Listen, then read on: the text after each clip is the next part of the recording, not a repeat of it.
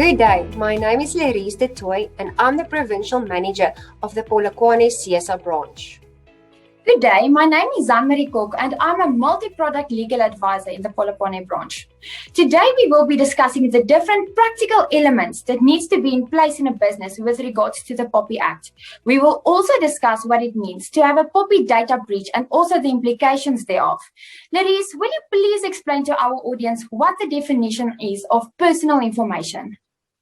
Well, Zan-Mari, the POPIA Act clearly sets out the definition of personal information. But to give our audience a practical idea, I'm going to list a few. Now, personal information is viewed as a person's name, surname, ID number, contact details like your cell phone number, your email address, residential address, postal address, your biometric information, marital status, employment history, as well as communication in writing or voice recordings that is exchanged between the business and the data subject. Taking this into consideration, Zan-Mari, can you please explain to us what is a data breach? Yes, Laurisé, a data breach can be explained as the intentional or unintentional release of secure or private and confidential information to any unauthorized person.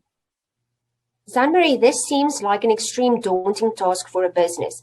How can a business prevent a POPI breach, and what is the consequences of said breach?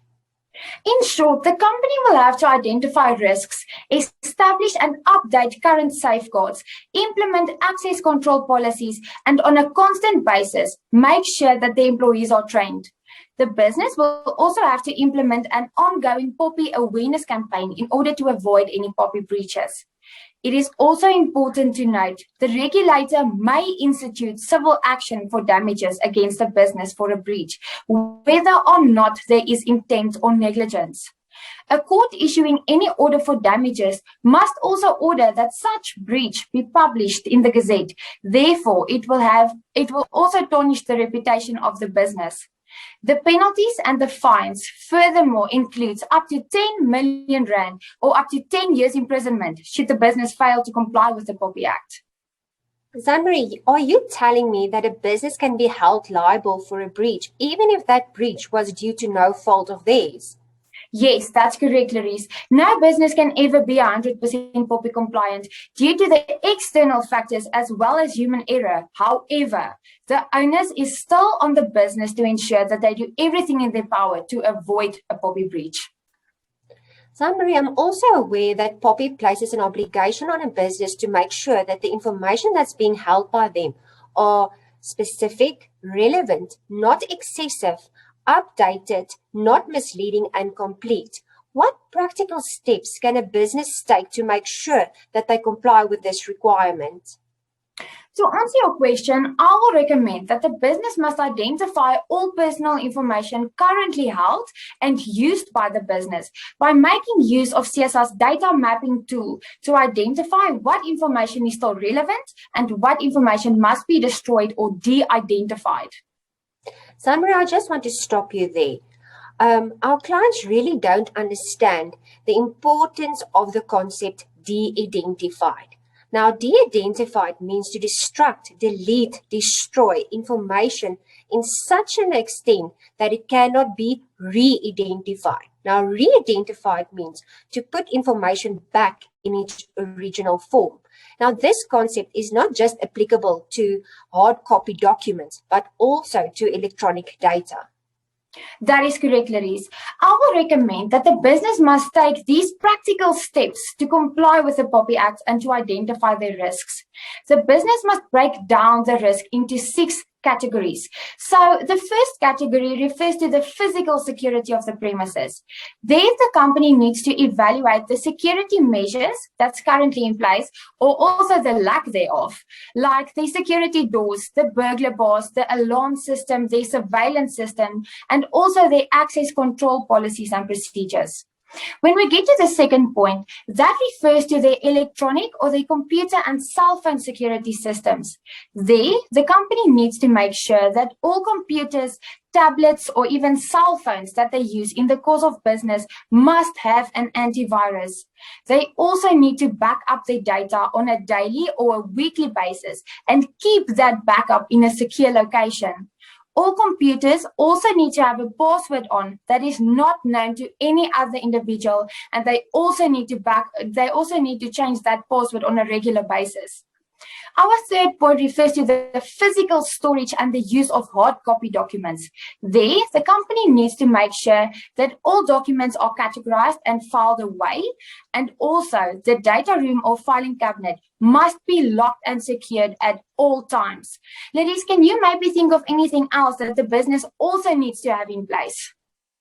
Zan-Mari, I want to add a fourth category, and that's basically destruction and de-identifying of documentation. Now, documentation can be recycled, it can be burned or shredded. I would recommend if a company makes use of a recycling business that they require a destruction certificate. I will also recommend that a record must be kept of all information destructed and that they make use of a professional service provider or programs to assist with the electronic formatting of electronic data. Then we got to get the fifth category, namely training of personnel and POPI awareness. The business must make sure that the employees are trained on a regular basis and that they sign internal POPI policies. The company must also implement a POPI awareness campaign and have monthly meetings to identify any POPI breaches. Then the sixth category is that a company must make sure that there is non-disclosure confidential agreements in place between the business and a third party that's got access to their personal information. Zan-Mari, thank you very much for these examples. This will assist our clients a lot to make sure that they can identify current and future risks and to try and eliminate any possible breaches. Speaking about risks, I'm aware of the Experian data breach that occurred in August 2020 that affected 23.4 million South Africans' personal information. Are you aware of any other POPI breaches that took place in South Africa? Yes, Larissa, Nedbank suffered a data breach during the last few months of 2019, and South Africa was also hit by 14 major cyber attacks across several industries, including IT, retail, insurance, banking, as well as transport. The most concerning part, however, is that it takes companies and public bodies almost half a year to identify a breach in some cases. Sure, this is a frightening thought. It's clear that a business cannot be 100% POPI compliant, but they should ensure and try to be as POPI compliant as far as possible and to avoid any POPI breaches. Yes, Larissa, this is a daunting task for businesses, and thus I will recommend that you contact your nearest SEESA office to obtain the specialized assistance of our legal advisors.